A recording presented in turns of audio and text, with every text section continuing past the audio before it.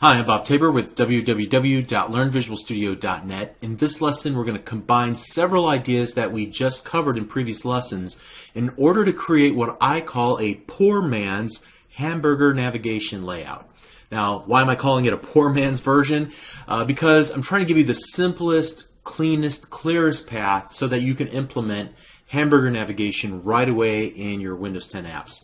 Now, there is a rich man's version of this detailed at Jerry Nixon's blog here at the shortcut on screen.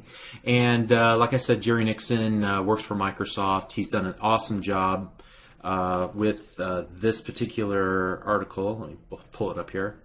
Implementing an awesome hamburger button with XAML's new split view control. And the reason why I would call it a rich man's version is because it's more robust, it includes a bunch of more features, but it's also a bit more complex if you are indeed an absolute beginner. So just keep that in mind, and you might want to visit it and bookmark it for later. Maybe after we go through several more lessons, you'll be able to use his version instead of mine. What I want to do now is to recreate the hamburger layout that we saw in the Money app. So when I click the little hamburger icon at the top, the split view opens up. When I click it again, it closes and all we can see is the icons. Furthermore, whatever we currently select, you can see that one of the secondary colors, in this case a darker green color, highlights the fact that we're no longer on the Home tab, but rather we're on what I guess is the watch list. Okay. And we're not going to implement any of these other pieces of the puzzle. We've already talked about many of them, and I'm going to let you do that whenever we get to our next challenge. And that's one of the reasons why I wanted to go through this lesson, is because we're going to use the hamburger navigation layout in several of the apps that we're going to build together later in the series, but we're also going to use it in an upcoming challenge, what I'm going to call the Hamburger Heaven Challenge, that will allow you to kind of implement the full the bar at the top with the search and the back arrow, as well as the hamburger down the side. Okay, so let's go ahead and get started. I've created a new project called Hamburger Example. You can see here, all I've done is just open up the app.xaml.cs and I removed the frame counter. Let's open up the main page.xaml and begin working together. I'm going to get rid of the designer view again, just because at this point it's in the way. And the first thing I'm going to do is create a couple of row definitions. So grid.row definitions, and we're going to create 2 row definitions this time. And so we're going to set the height equal to auto on the first one, and then we'll set the height equal to star on the second one. Okay. All right. The next thing we're going to do is create a relative panel, and I'm going to set that into grid.row equals 0, so I'm not even going to put that on there, honestly. I'll just leave it off. And then inside of that, we're going to put a button. We'll come back to that in a moment. But that'll be our hamburger button. Beneath that, what I want to do is add a split view. And here we're going to add this into the grid.row equals 1. So that second row that takes up the star size. And this is where we're going to do the majority of our work. And inside of the split view, like we talked about in the previous lesson, I'm going to use a list box control for all the reasons I talked about in that previous lesson. So you'll see it all come together here in just a moment. And the list box is going to require us to create a number of list box items. So I know we're going to have several of those as well. I'll just copy and paste a couple here like this. So that's our general layout of what we're going to do in this lesson. Now we just have to fill in the details. Hopefully up to this point it makes sense. The list box will sit inside of the split view. Each list box item will have an icon on the left and then text on the right. As you select an item from the list box, we're going to handle the click event or the selection changed event, and I don't know if we're going to do anything with it. I just want to show you how we would actually use that. All right, so let's start here with the button control, and the first thing I want to do is give it a name. So we're going to name it hamburger button, and then what I want to do is choose a icon that represents the hamburger. You'll recall that it is it has 3 vertical lines stacked above each other. And to do that, we're going to find that there's a specific font family available on Windows 10 devices called Segoe MDL2 Assets. So what I'm going to do is open up the character map application. You can get to this by going to your Cortana search bar in your taskbar on the desktop and just typing in character map, and that should find it. And what you can do is like scroll all the way through all of these graphic assets for this specific font, Segoe MDL2 Assets. And I happen to know where this one is at, where the hamburger icon is. And I just got to find it again here. So bear with me 1 second here. Obviously, with so many to choose from, it's easy to lose track.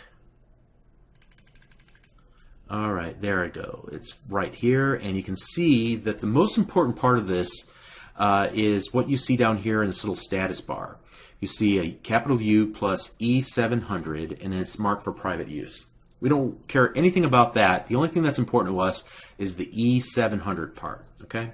So let's do this. Let's set the font family to Segoe MDL2 Assets, and then we're going to choose to set the content property equal to the E700, and I'm going to put something before and after that E700. I'm going to suffix it with a closing semicolon, and then prior to that I'm going to add an ampersand, a pound sign, and an X. All right. Now I'm also going to set the font size large so we can actually see it. You probably wouldn't set it to 36 in a real application. You just have to kind of test it and see what works for you. And I think that's pretty much it. I think we're going to add the click event handler for it to open and close it. So we'll get back to that in just a moment. All right, so now let's take a look at what it looks like in the designer. All right, let's blow this up a little bit so we can actually see what we're looking at. All right, you can see we've got our button with an icon on it. Awesome. And we could style up that button to be one of the primary colors for our apps. I'm just not going to do that in this particular example. Okay, so we have our button, and now let's move on to the split view itself. I'm going to give it a name because we're going to need to reference it programmatically. So a name equals my split view. All right, and here we're going to set the display mode equal to compact overlay. So what I want is for it to show icons, and then when it comes out I want it to overlay any of the content that's underneath of it. Okay, so that's why I'm choosing that display mode. When the pane is open, I'm going to set its width to 200, and when it's closed I'm going to be around this size. I may adjust it a little bit, but I'm going to set the compact panel length equal to about 56. When I was getting ready for this, 56 seemed right, but we can monkey with that a little bit later. Also, I want the horizontal alignment equal to left on this, and there might be some other settings that we'll want as we test this and play around with it. Go ahead and put all these on separate lines. All right, next up is the list box, and this is where we're going to actually display items. So let's go selection mode equals single. We only want to select one at a time, not multiples. That wouldn't make sense in this context. And when the selection changes, I'm going to give it a name too. So let's give it name equals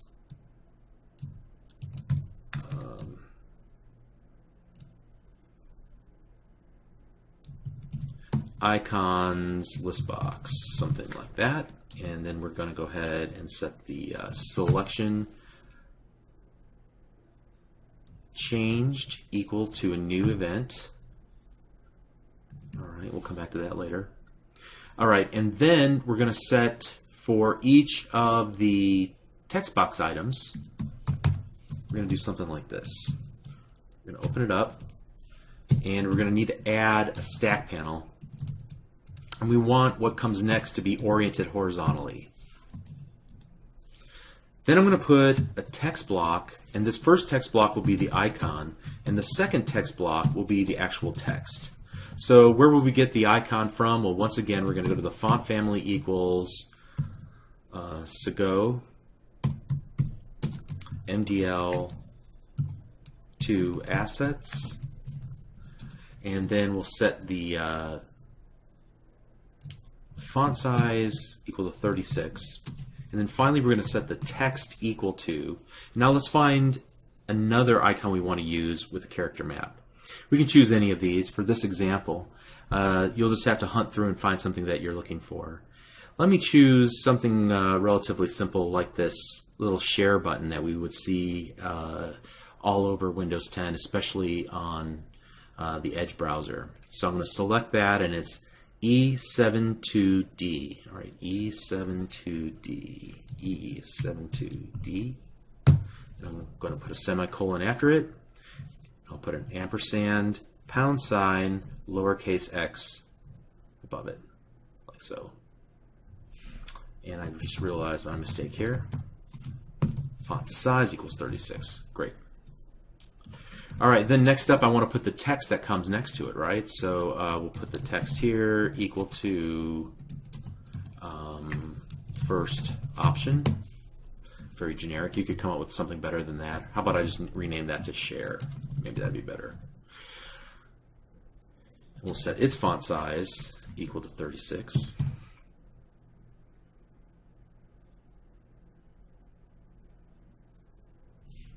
And we'll see what that looks like. We may have to come back and adjust that. All right, so we're going to do the same thing for the other list box items. In fact, we'll just create two.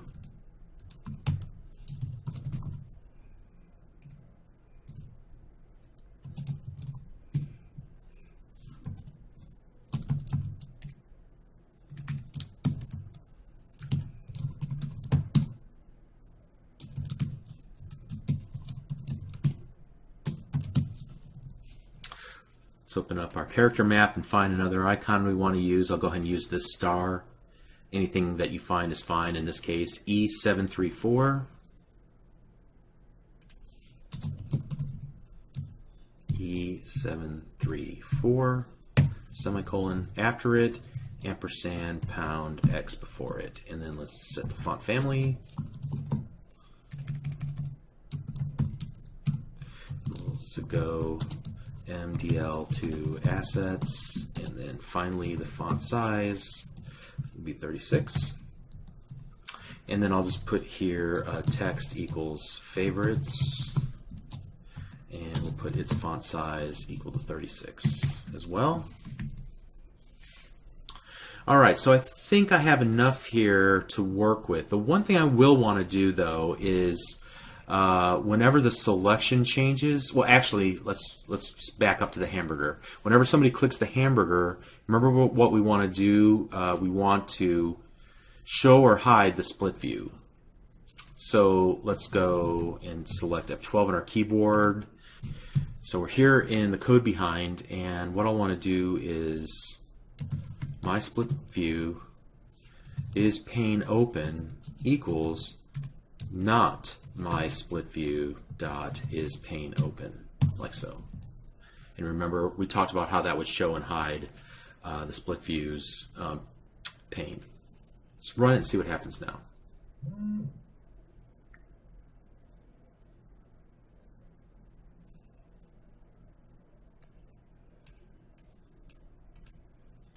All right, not exactly what we had in mind. I think I see the error of my ways here. I forgot one crucial little thing here, and that is we need to go split view dot pane and wrap that around our list box because it's sitting outside of the pane right now. Great. Let's run it again. Okay, so I see that it mostly works. The hover works great. There's some margin issues here, and that font is way too large, but we're very close. Tell you what, let's go ahead and modify that font size down to 24. That should help.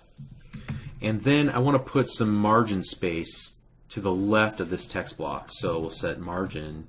And the reason is because that second text block is bleeding too close to the first text block. So we want to set some space in there. We'll put 20 pixels to the left of both of these text blocks. Great. Now let's run it one more time. There we go. That looks nice. So then the other thing that we'll want to do now is to just create a split view. We'll set the split view's content.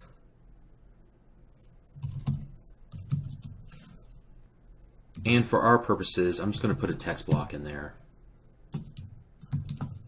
I'm going to give it a name.